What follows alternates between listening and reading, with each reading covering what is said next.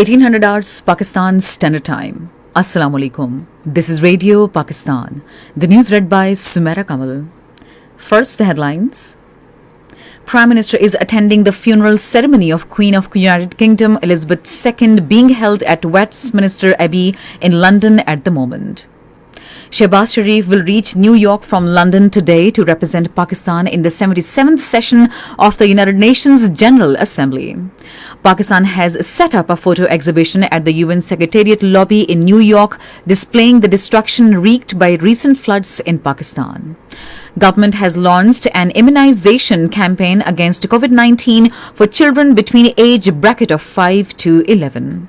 Chinese Defense Minister in a meeting with Army Chief in Beijing termed Pakistan-China military cooperation an important pillar of bilateral relations.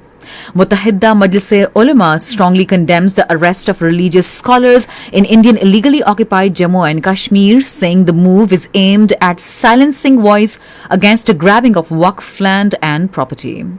The first T20 of 7-match series between Pakistan and England will be played at Karachi tomorrow. And now the news in details. The funeral ceremony of late Queen of England Elizabeth II is underway at Westminster Abbey in London. Prime Minister Shehbaz Sharif and nearly 500 heads of state and foreign dignitaries are taking part in the funeral of the Queen. Later, the Queen will be buried at the King George VI Memorial Chapel. Prime Minister Shehbaz Sharif will reach New York from London today to represent Pakistan in the 77th session of the United Nations General Assembly. During his stay in New York, he will have important bilateral meetings with the leaders of other countries. The Prime Minister will attend the reception of the Secretary General of the United Nations tomorrow and will also meet French President Emmanuel Macron. Besides, Shehbaz Sharif will also hold meetings with Austrian Chancellor and Spanish President tomorrow. He will also meet the President of European Union Council, Charles Michel. The Prime Minister will also participate in the Global Food Security Summit. On Wednesday, Shehbaz Sharif will meet Managing Director of International Monetary Fund, Kristalina Georgieva, and President World Bank, David Mills. Apart from Turkish President Recep Tayyip Erdogan, Shehbaz Sharif will also have a bilateral meeting with Iran's President Sayyid Ibrahim Raisi. He will host a luncheon in honor of President of Turkey and his wife on Wednesday.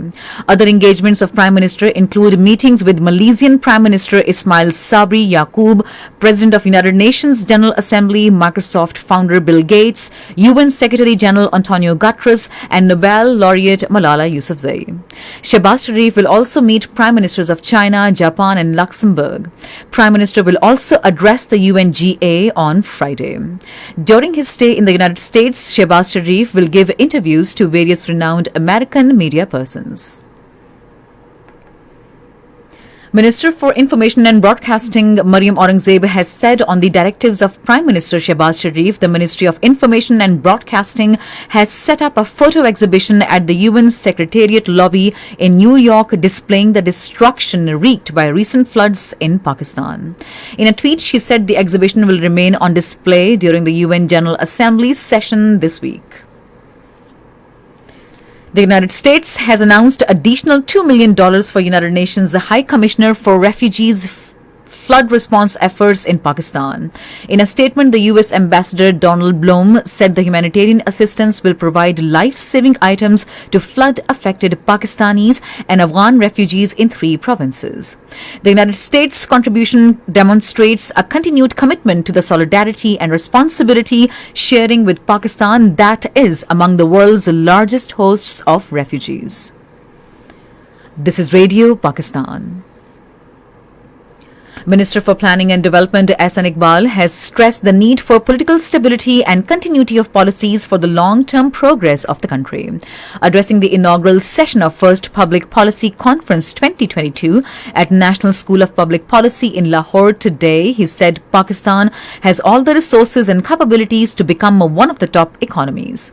However, policy shocks and political instability have always been severely damaging countries' progress. He also emphasized the need of finding innovative ways for wealth creation, justified distribution of wealth, and making Pakistan a globally competitive economy. Minister for Poverty Alleviation and Chairperson of Benazir Income Support Program Shazia Mari has said the government is making all-out efforts to provide required facilities and opportunities to differently abled persons.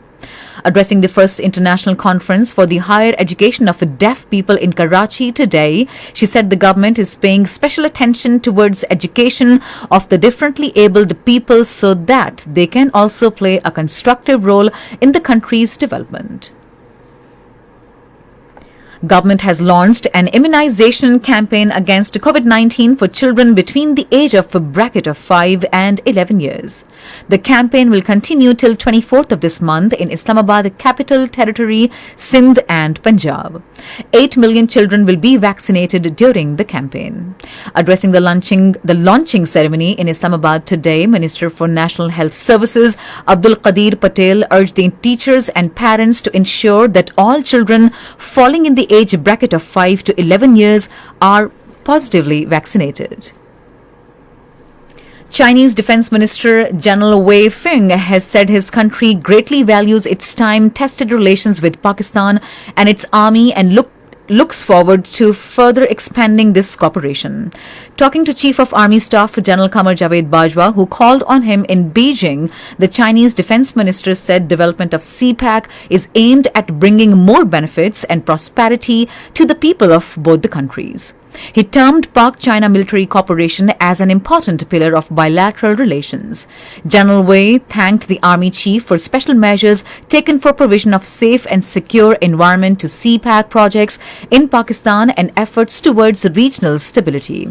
He further expressed satisfaction over progress on CPAC and hoped for timely completion of the project.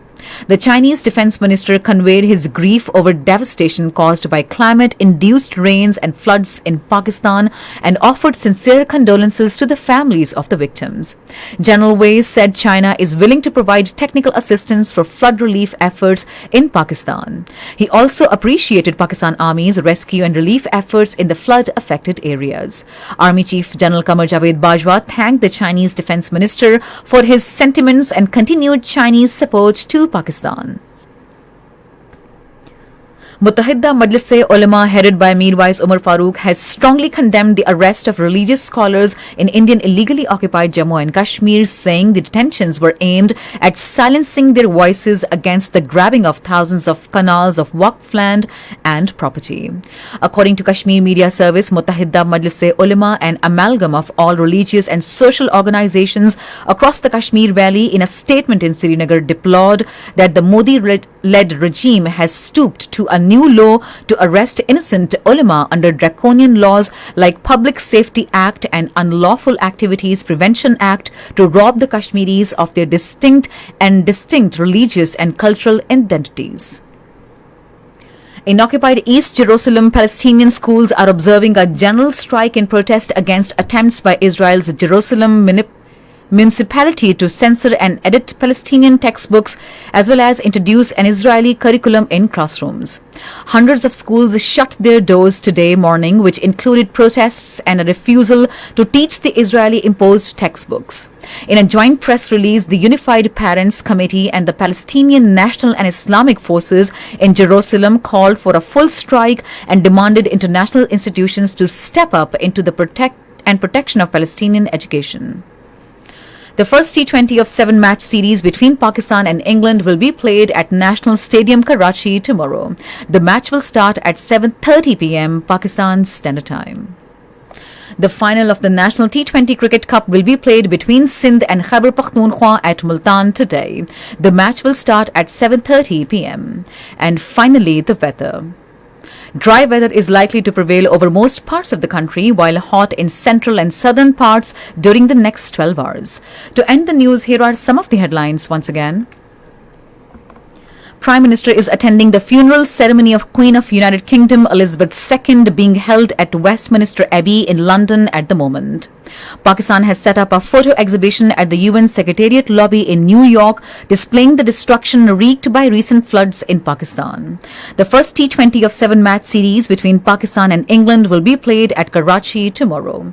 And that is the end of the news. For more news and analyses, log on to our website radio.gov.pk and also watch live streaming of our bulletins on the link facebook.com/radio Pakistan.